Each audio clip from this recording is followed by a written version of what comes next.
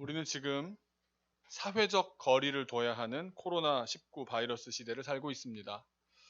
사회적인 거리를 떨어뜨리며 살라 요구하는 이 시대를 우리가 과연 어떻게 살아야 할 것인가? 그에 대한 대답으로 지난 주일부터 말씀을 나누고 있는데요. 원래 2부작으로 진행하려다가 3부작이 되었습니다. 그래서 고독, 기다림, 그리고 비전이라는 세 주제로 진행하고자 합니다. 지난 주일엔 첫 시간으로 고독에 대해서 나누었습니다.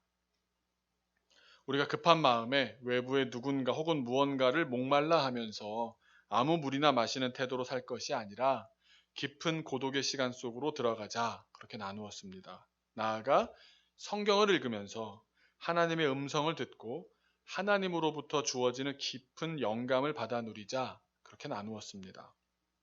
오늘은 코로나19 바이러스 시대를 어떻게 살아야 할까 두 번째 주제로 기다림이라는 제목으로 나누고자 합니다.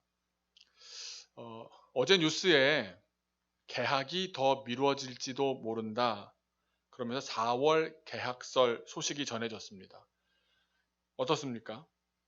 집집마다 반응은 조금씩 다르지만 다들 공통적인 반응이 한 가지 있었는데, 요즘 유행하는 말들로 조금 재미있게 표현해 본다면 이러다간 대한민국 국민 모두 확진자가 확 살찐 사람이 될 것 같다, 그런 반응이었습니다. 집에만 있다 보니까 아무래도 더 게을러지고 또 빈둥거리게 됩니다. 이런 경우에는 이렇게 게을러지고 빈둥빈둥거리고 있을 때 시간이 흘러가는 것을 어떻게 느끼게 됩니까? 빨리 흘러가던가요? 아니면 천천히 가는지요? 정말 천천히, 아주 지루하게 시간이 흘러갑니다. 우리는 시간은 참 상대적이다라고 느낄 때가 많이 있습니다. 같은 2시라고 해도 어떤 때는 아직 2시밖에 안 됐어, 시간이 너무 안 간다고 답답해 하기도 하고, 어떤 때는 벌써 2시야? 시간이 너무 빨리 가버렸다고 아쉬워하기도 합니다. 1분이 1시간처럼 느껴지는 지루한 시간이 있는가 하면 1시간이 1분처럼 느껴지는 박진감 넘치는 시간도 있습니다. 우리에게 지금 이 시대는 어떤 쪽일까요? 아마 많은 분들은 지금 예전에 그렇게 역동적이고 박진감 넘치게 흘러가던 때가 그립다. 스포츠 경기도 볼 수가 없고 뭔가 내가 참여해서 뭔가 몸을 움직일 수도 없으니 그런 시간이 좀 있으면 좋겠다, 그런 때를 그리워하는 시기인 것 같습니다. 분명 우리의 시간은 지금 천천히 지루하게 흐르고 있는 것 같습니다. 우리가 그 시간에 많은 것을 하고 있지 못하기 때문입니다. 그러나 분명 이런 시간이 우리에게 주어진 데에는 우리를 향한 하나님의 뜻이 있는 줄로 믿습니다. 성경을 읽다 보면 성경 안에서도 시간이 아주 박진감 넘치게 흘러가는 부분들이 있습니다. 창조의 하루하루, 출애굽의 하루하루, 가나안으로 들어가서 벌이는 승전의 하루하루, 그럴 때마다 또 예비하신 새로운 인물이 급부상하고요, 하나님의 약속 이 땅 위에 정말 눈으로 볼 수 있게끔 이루어져 가기도 하고, 그걸 또 보면서 우리는 읽는 독자로서 막 가슴이 벅차오르기도 하고 시간은 도대체 어떻게 가는지 모를 정도입니다. 근데 그렇게 시간이 가는 때가 있는가 하면 아무 말씀도 없으셨던 지루한 시간도 있습니다. 하나님의 백성들이 생고생을 하는데도 응답하지 않으실 때가 있습니다. 얼마나 힘들었겠습니까? 욥의 답답함은 얼마나 길었겠으며 요셉의 13년은 또한 얼마나 정말 끝나지 않을 것 같은 시간이었겠습니까? 다윗이 사막과 동굴을 전전하며 피해 다닐 때도 도무지 형편이라는 건 나아지지 않고 더 심한 곳이 있네, 더 죽을 고비를 넘기네, 그러면서 삶은 더 피폐해져 가는 듯 보입니다. 과연 성경의 인물들은 그런 고난의 시간을 어떻게 견뎌낼 수 있었던 걸까요? 이렇게 지루하게 흘러가는 시간들을 그저 이것저것 소일하면서 시간을 때우면서 보낼 수도 있겠지만 기다리면서 보내는 방법도 있습니다. 영화를 보면서 시간을 때우지 않아도, 드라이브를 나가서 시간을 때우지 않아도, 특별히 어떤 행동을 아무것도 하고 있지 않는데도 그 순간순간을 기다리면서 보내기만 해도 시간은 흥미진진하게 지나갈 수가 있습니다. 왜 그렇겠습니까? 기다림은 미래를 땡겨와서 그 미래를 오늘 여기에서 살게 해주기 때문입니다. 혹시 그런 표현 들어보셨는지 모르겠습니다. 국가가 인정한 유일한 마약은 못 들어보셨어요? 국가가 인정한 유일한 마약은 음악이다. 이런 말이 있습니다. 이렇게 모르실 줄은 몰랐습니다. 사람들이 어려운 시간이 있으면 귀에 뭐를 꽂고 혼자 음악을 들으면서 그 시간을 견뎌냅니다. 그런데 귀에 아무것도 꽂지 않고 어떤 멜로디나 사운드를 듣지 않아도 손꼽아 기다리는 것만으로도 우리의 상상력은 우주를 넘나들고요. 만나게 될 사람과의 추억에 잠길 수도 있고 기대가 가득 차오르기도 합니다. 분명히 지금 아무것도 안 하고 있고 이루어진 것이라고는 뭐 하나도 없는데 너무나도 생생한 시간들을 사는 것처럼 시간이 모질라고 시간이 빨리 흘러갑니다. 기다릴 때, 손꼽아 기다릴 때 우리는 엄청난 상상력이 발동되기 때문입니다. 우리가 믿고 있는 이 기독교 신앙은 오늘 이 순간만을 살고 끝내는 그런 신앙이 아닙니다. 다시 말해 현세주의적인 신앙이 아닙니다. 우리의 신앙은 한마디로 말하자면 기다림입니다. 기다리는 가운데 미래를 오늘로 끌어와서는 지금 사는 신앙입니다. 그러니까 오늘 이 순간 미래를 사는 겁니다. 이게 마약이나 음악과는 비교할 수 없을 만큼 엄청나게 강력합니다. 오늘의 슬픔을 겪는다 하더라도 그 슬픔도 미래를 기대하며 기쁨으로 승화시켜 나가고 오늘의 아픔도 미래를 소망하며 딛고 일어나게 해주기 때문에 현실의 어떤 당근과 채찍으로도 이 기독교 신앙을 가진 사람을 움직일 수가 없었습니다. 그래서 우리가 말씀을 기반으로 이렇게 찬양합니다. 주님과 함께 하시면 누가 날 대적하리. 어떤 고난과 어떤 장애도 내가 주님과 함께 있고 그 주님과 나중에 맞이할 미래를 생각한다면 어려울 게 없는 겁니다. 역사적으로 우리 믿음의 선배들은 다 그렇게 살아왔습니다. 어려움과 고난과 박해가 있었어도 그걸 이겨낼 수 있었던 신앙의 힘은 바로 여기에 있었습니다. 미래를 기다리는 그 기다림이 오늘의 힘이었습니다.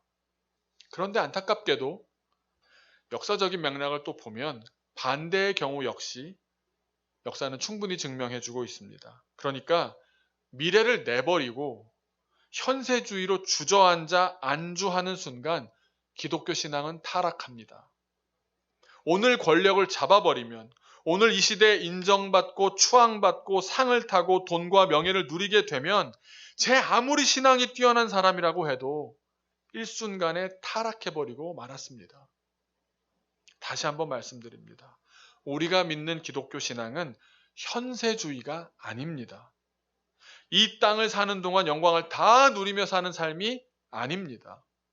우리의 신앙은 내세주의입니다.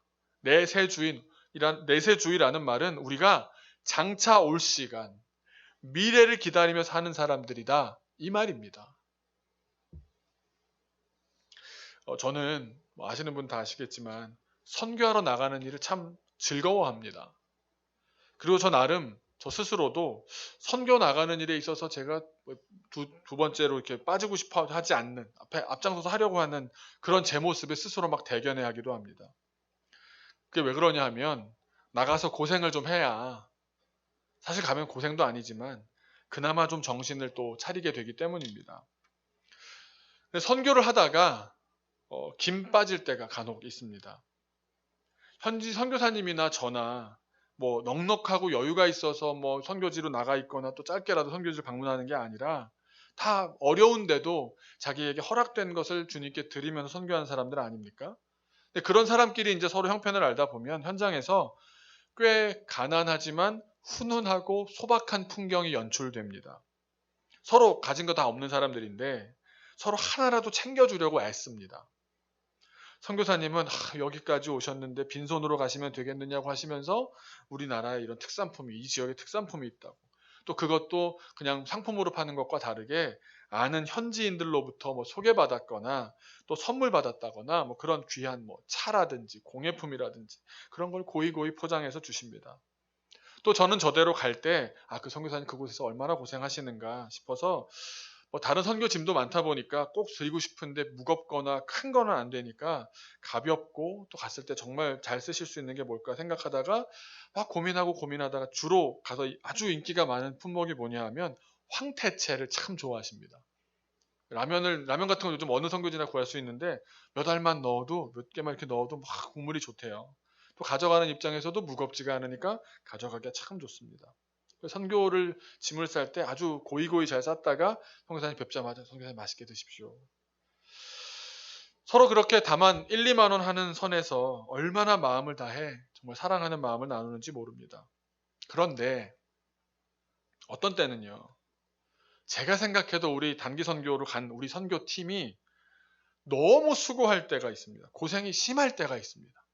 그럼 제 마음이 좀 이거 너무 힘들다 이런 생각이 드는데 아주 가끔은 현지에 계신 선교사님께서 별로 고마워하지도 않으시는 것 같고 또 받으시는 것 저희의 수고를 가지고 받으시는 것을 좀 당연하게 생각하신다 그렇게 느낄 때가 있습니다.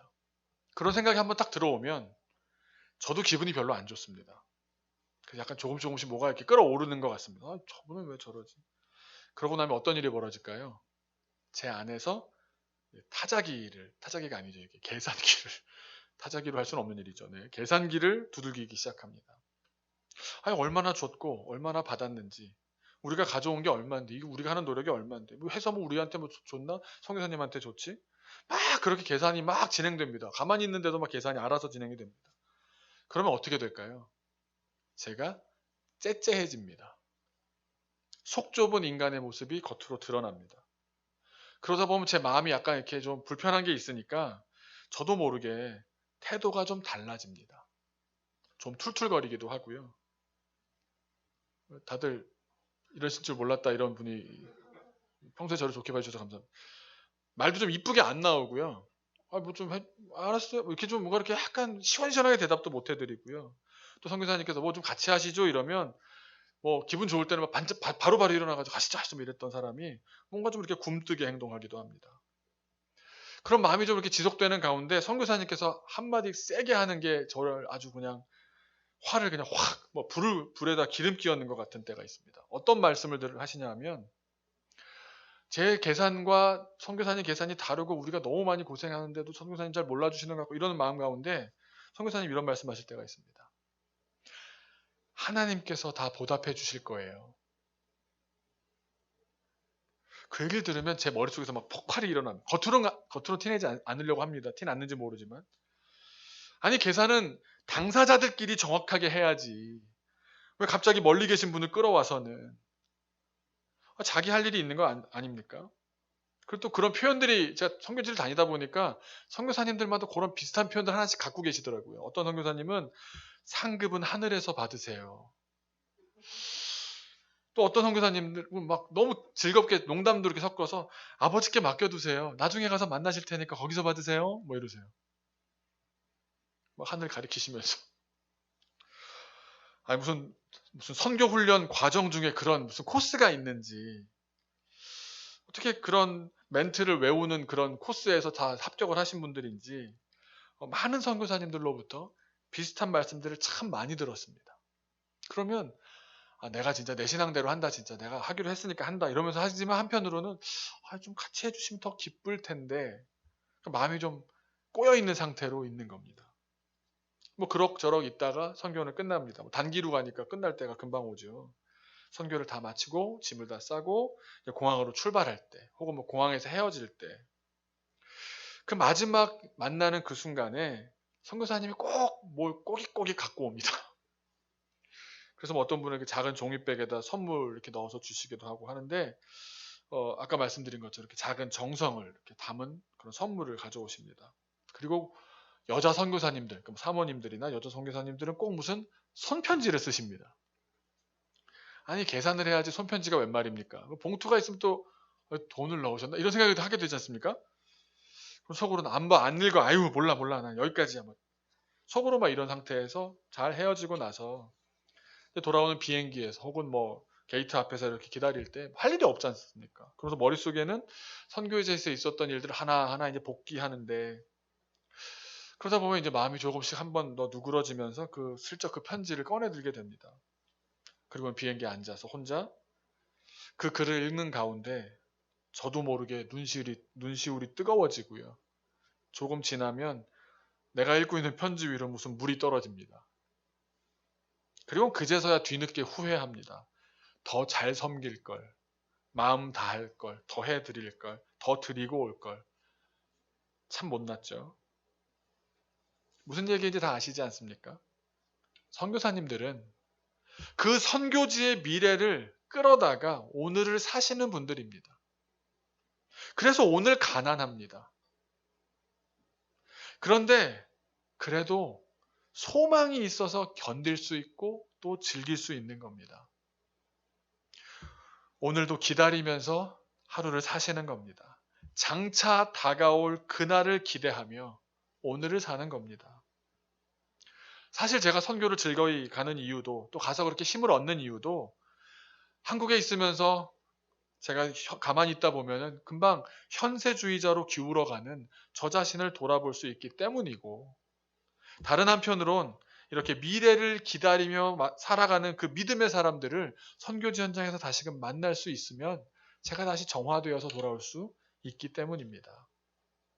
사실 성경 전체가 기다림의 이야기입니다. 구약 성경 전체가 뭡니까? 오실 메시아에 대한 소망, 기대, 다른 말로 뭡니까? 기다림입니다. 그 기다림으로 가득 차 있습니다. 그러니까 어떤 고난 속에서도 하나님의 오랜 침묵 앞에서도 기다리는 겁니다. 그 길고도 긴 시간을, 그래도 미래가 오면, 그 시간이 되면, 그 날이 오면 주님을 만나고 주님의 음성을 들을 것이라고 기대하면서 미래라는 시간을 끌어와서 오늘을 견디며 사는 겁니다. 오실 메시아에 대한 기다림, 예수님이 오실 것임을 기다리면서 우리의 이 타락하며 죄 가운데 살 수밖에 없는 이 고난스러운 오늘도 넘어갈 수 있는 겁니다. 신약 성경은 한마디로 이렇게 얘기할 수 있습니다. 마라나타입니다. 아멘, 주 예수여 오시옵소서. 하나님께서는 계속해서 우리에게 가장 큰 것을 주시려고 합니다. 그 가장 큰 것을 누리는 삶, 영원한 생명을 누리는 삶으로 우리를 계속해서 초대하십니다. 그러기에 모든 고난과 박해 속에서도 우리는 다시 오셔서 우리를 다스려 주실 왕, 그 주님께 소망을 갖고, 지금 이 땅을 다스리는 사람은 혹 헤롯일 수도 있고 혹 위정자일 수는 있겠지만 우리의 주인은 다시 오실 왕 여호와께 소망을 두는 겁니다. 그래서 신약의 끝이 어떻게 됩니까? 신약의 끝, 성경 전체의 끝, 요한계시록 아닙니까? 요한계시록의 마지막 장의 마지막 두 절이 22장 20절과 21절 이렇게 끝납니다. 같이 한번 읽어보겠습니다. 시작. 이것들을 증언하신 이가 이르시되 내가 진실로 속히 오리라 하시거늘 아멘, 주 예수여 오시옵소서. 주 예수의 은혜가 모든 자들에게 있을지어다. 아멘. 이것이 우리의 소망인 줄로 믿습니다. 그리고 아마 설교가 이 정도 진행이 되면 예상하시는 분들이 계실지 모르겠습니다. 기다림은 무엇이겠습니까? 기다림은 바로 꿈입니다. 우리는 꿈을 꾸듯 오늘을 사는 겁니다. 무엇을 기대하고 무엇을 기다리고 무엇을 꿈꾸겠습니까? 장차 오실 하나님 나라를 기대하고 하나님 나라를 기다리고 하나님 나라를 꿈꾸는 것입니다. 그래서 오늘 성경 본문 히브리서 13장 말씀을 이렇게 알려주십니다. 14절 먼저 한번 한 절씩 읽는데 14절 먼저 읽어볼까요? 시작. 우리가 여기에는 영구한 도성이 없으므로 장차 올 것을 찾나니. 이 땅에는 영원한 게 없습니다. 영원한 어떤 성, 영원한 어떤 공간, 영원한 장소 없습니다. 그래서 우리가 이 땅이 아닌 장차 올 것을 찾는 겁니다. 그날을 기다리는 겁니다. 그래서 우리는 어떻게 살아야 되느냐? 15절과 16절에 우리가 그런 장차 다가올 미래를 살아가는, 오늘 그 장차 올 미래를 오늘 살아가는 우리는 15절의 삶의 방식이 있고 16절의 삶의 방식이 있습니다. 15절 먼저 시작.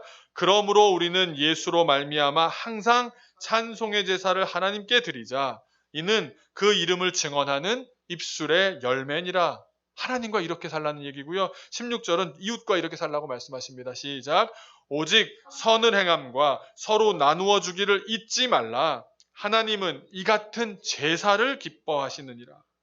우리는 장차 올 그 나라를 땡겨와서 오늘 그 나라를 살고 있는 사람들이기 때문에 우리가 어떻게 살아야 하느냐? 두 가지로 말씀해 주시는 겁니다.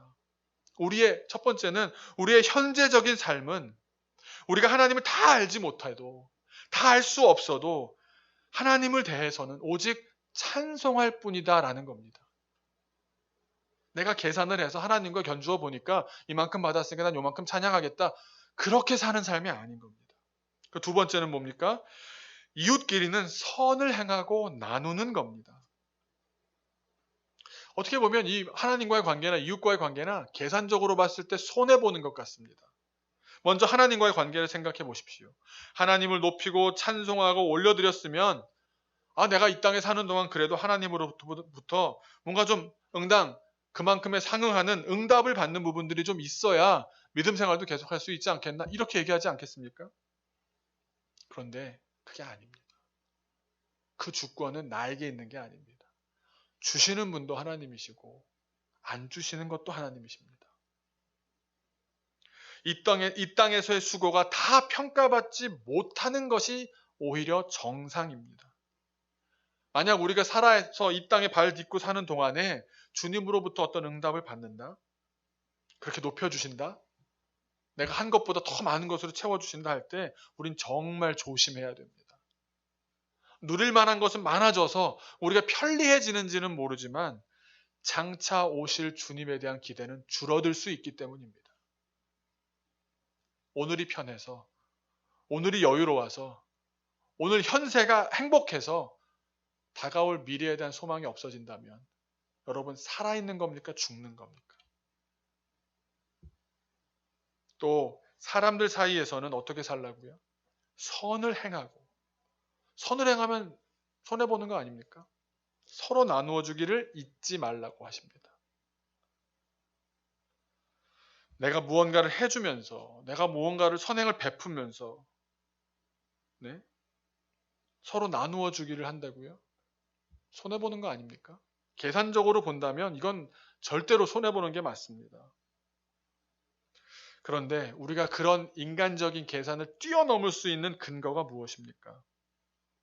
우리는 이 땅에 영구한 도성을 쌓으려는 그런 사람들이 아니라 우리는 장차 올 것을 기다리는 사람들이기 때문에 우리의 계산은 내가 태어나서 혹은 어떤 사람과의 관계에서 이 사람을 만나서 그 사람과의 관계가 끝나는 그 시점까지만 놓고 계산하는 관계가 아닙니다. 우리 계산의 시작과 끝은 내게 생명 주신 날부터 죽는 순간이 아니라 죽음 이후에 영원한 하나님 나라까지 있기 때문에 계산이 다른 겁니다. 세상 사람들이 하는 계산과 우리가 하는 계산은 다른 겁니다.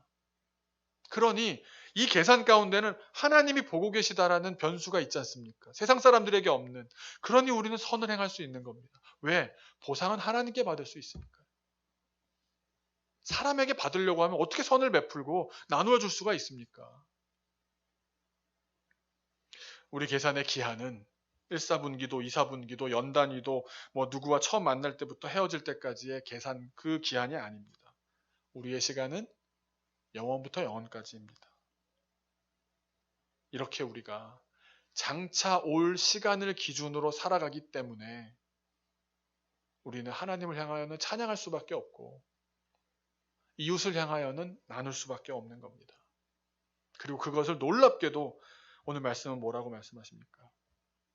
이 같은 것을 제사라고 말씀하십니다. 영원에 있다 살면서 하나님을 향하여서는 찬양하고 이웃을 향하여는 사랑하는 자가 되는 것이 예배랍니다. 예배랍니다. 그 기본이 뭡니까? 장차 올 시간을 기다리며 사는 삶입니다.